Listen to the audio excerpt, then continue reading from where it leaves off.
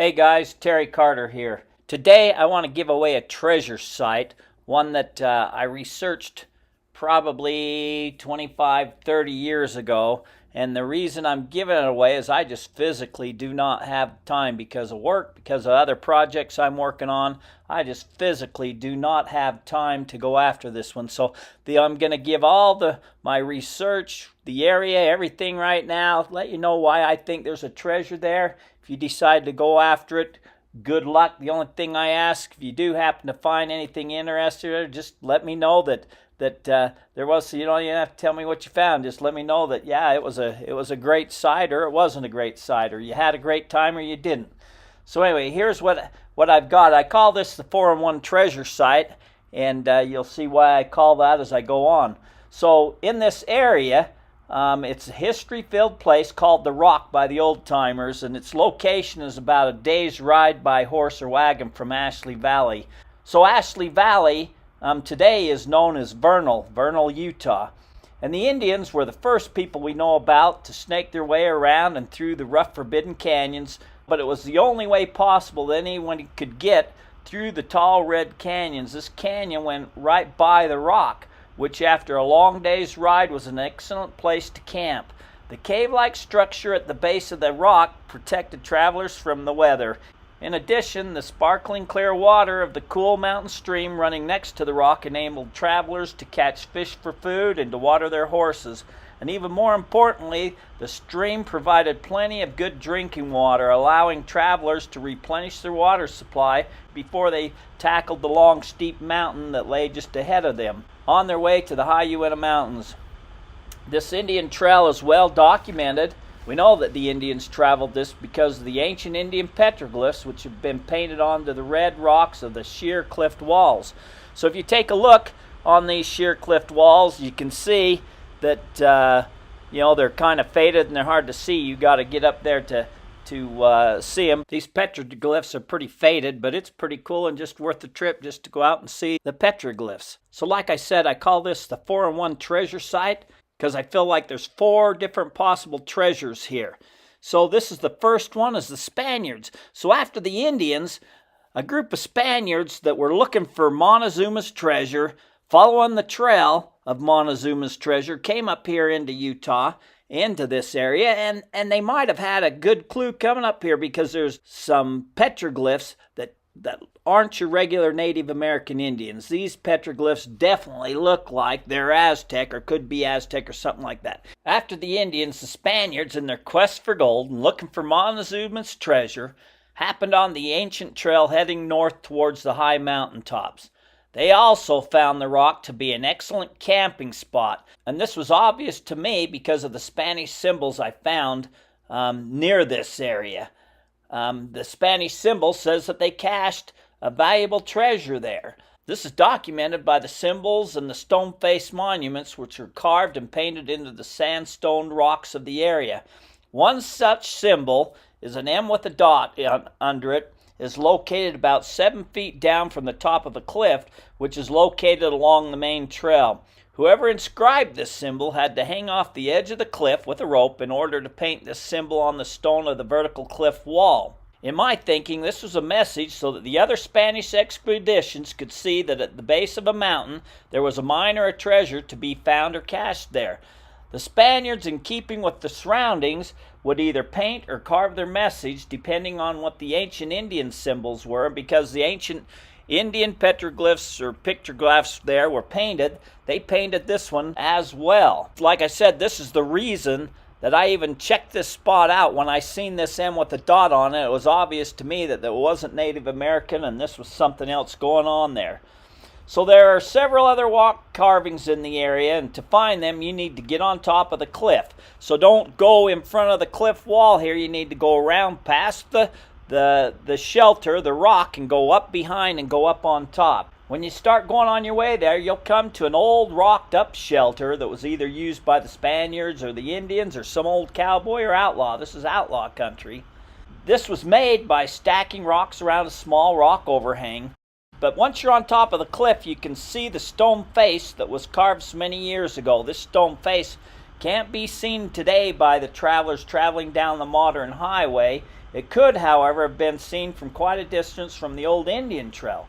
Not far from where you can see the stone face, there used to be a rock, a boulder, that had deep rope burns in it. Today, those deep rope burns have been disappeared. Some idiot obliterated them, destroyed them, not wanting other people to see them. When I first seen them, they was deeply carved in there, and I used to think they was hauled something up the face of the cliff, but later on I figured that they used it to pull something heavy up the long steep embankment from on the other side. And I wonder, was it they hauling a treasure up there? Or I wonder, this was a great advantage point. Did they haul a cannon up there so they could help secure and protect this thing? This would have been an excellent vantage point from on top of this cliff, being able to see for miles in all directions. So dropping off the edge of the cliff onto a small ledge, you can find a faintly carved arrow running along the ridge of a small boulder, pointing to the eye of the stone face. And I wonder if somehow this is telling us where the treasure is buried. Be careful when you're going out there. Use a rope to get down on there because it's a steep cliff and you don't want to be falling. So if you crawl on your hands and knees under the overhang on this ledge, you'll come to an area with some more symbols carved deep into the cliff wall. I haven't figured out what their meaning yet of these are, but someone went to a lot of trouble putting them there, and it's definitely not an easy place to get to. It's a CMC. Here's the picture of the M. I can't find my other pictures. My other pictures are stored somewhere. I don't know where they're at, but anyways. So like I said, I'd advise using a rope for added safety measures. While I was up there with my metal detector, I found a few old musket balls on this ledge with my metal detector. I don't know if this was a sentry spot for some Spaniard guarding the area and he dropped them. I don't know if somebody shot up there and that's why they were up there. I think this was a storage ball. I think that the gold was brought to this place from many different mines, and that when it was time to head back to Mexico, they would stop off at this vault and load their mules with as much bullion as they could carry and start their long trek back to Mexico. Is there any bullion left here, or was there ever any? I don't know. But with the Indians always attacking and killing the Spaniards and trying to drive them out of their homelands, I'd say that the chances that it's pretty good. There still could be something there. So now on to treasure number 2, the Pioneers and the Outlaws. When the Pioneers started settling into Ashley Valley, they also followed the old Indian trail to the mountains to cut timbers for their cabins and for firewood. They also found the rock an excellent place to camp, both on their way up the mountain and also on their way back down. It soon became a well-traveled major wagon road, and it was not unusual to see as many as a half-dozen camps or more in the area at the same time. After the settlers started using the trail, miners heading up to Bullionville and to the Dyer Mine, and travelers heading further on to Manila and Fort Bridger added even more camps of the rock. The trail, which had now become a major wagon trail, was even used as a common route by the Outlaws, in particular Butch Cassidy and the Sundance Kid and their gang, the Wild Bunch.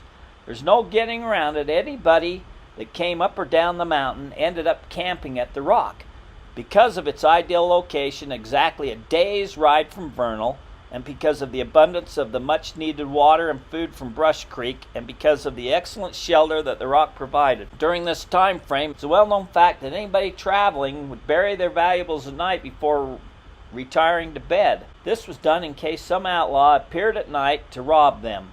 Every now and again, people were killed, run out, or would forget where they stashed their valuables. Also, outlaws using this trail would use large monuments such as the rock to mark the places where they buried their stashes of coin, bullion, or whatever else they had acquired. Sometimes these outlaws were killed while attempting another holdup and their stash remained buried. Often outlaws didn't trust one another for the whereabouts of their stash, so it remains where they put it, and these valuables are still in the area, buried for safekeeping, waiting for someone to come along and find their hiding places. Treasure number 3. The Ruples. Mr. and Mrs. Henry Ruple, who were among Ashley Valley's, Vernal's, first pioneers, homesteaded and built their ranch near the rock. The modern-day highway now cuts right through where most of the ranch existed, but there's still a rock foundation of one of the buildings. It's covered by tall sagebrush and it's hard to find, but if you search around, you should be able to find it. Just look near the river, about 70 yards from the main highway. Most cattle ranchers always kept a wad of money around for buying cattle, for paying off the ranch hands, and also from the sale of their cattle. They had a stash. Most pioneers used to stash their money around the house and yard, especially when they lived as far away from the banks as the Ruples did. So who knows if Mr. Rupel secreted away a stash here and there, but it's worth checking out. Treasure number 4, party land. After cars started to be more prevalent in the area and roads were fixed up to handle them, people could make this mountain trip in the matter of a few hours. Therefore, people no longer needed to camp at the Rock. The new highway was built bypassing the Rock, and countless numbers of unsuspecting motorists passed by the Rock every day, not even knowing the history and the possible treasures that lay just outside of their view, right alongside the road. Eventually, the local kids found this spot and turned it into their partying playground. Countless beer keg parties have been held at the Rock, with roaring bonfires. There's no doubt that unnumbered pieces of jewelry as well as coins have been lost in the sand by the kids standing around drinking while in a drunken stupor. They didn't even realize or miss what they have lost. Treasure hunting with a metal detector at the Rock is very difficult due to the thousands of pull tabs from the countless numbers of beer keg parties. I did detect one area and found an old piece of rolled copper around a piece of old buckskin leather and an old button. However, if you'd like to take a chance at trying your luck and skill, there may still be various types of treasures to be found. Coins that have fallen from the pockets and purses of the partygoers some 50 to 100 years ago could be valuable and rare coins today. The Rock and the area surrounding it is a beautiful place, and it's easy to sit on the banks of Big Brush Creek, close your eyes and imagine that you're hearing the wagons coming up the valley, or perhaps a packed train laden with ore coming out of the mountains. If you choose to go there, camp there, you'll find that the setting still allows you to believe that you are part of one of these eras. I just want to say one other thing. If you notice some of my pictures of these ancient petroglyphs, the Spanish symbol, the M with dots, there's been idiots shooting at them with guns. You know, I like guns just as much as the next person, but using these as target practice, man, just really ruffles my feathers. If you happen to see somebody ever blatantly destroying irreplaceable national history, please stop them and tell them about the destruction and the irreplaceable problems that they're causing. So how you get there? You can get to this site from Vernal, Utah, by turning north at the junction of Highway 40 and 44/191, heading towards Flaming Gorge. Go north about 10 miles. You'll pass the Red Fleet State Park turnoff located on the east side of the road. At this point, you're about halfway down a long hill. At the bottom of this hill, and just barely past the turnoff for the phosphate plant, turn right, and directly in front of you is a large cliff wall. At the base of this wall is the ancient Indian writings, so faded that you need to climb up there to see them. Higher up on the cliff is the Spanish markings, the M with the dot on it. Follow the dirt road around to the rock overhang and river. On the way there, notice on the left side the circle with the dot in the center of it. This means gold or treasure nearby if it's Spanish, or something good nearby if it's Indian. Like I said, I'm only giving this site away because I just do not have the time. But if you find some interesting things there, contact me and let me know.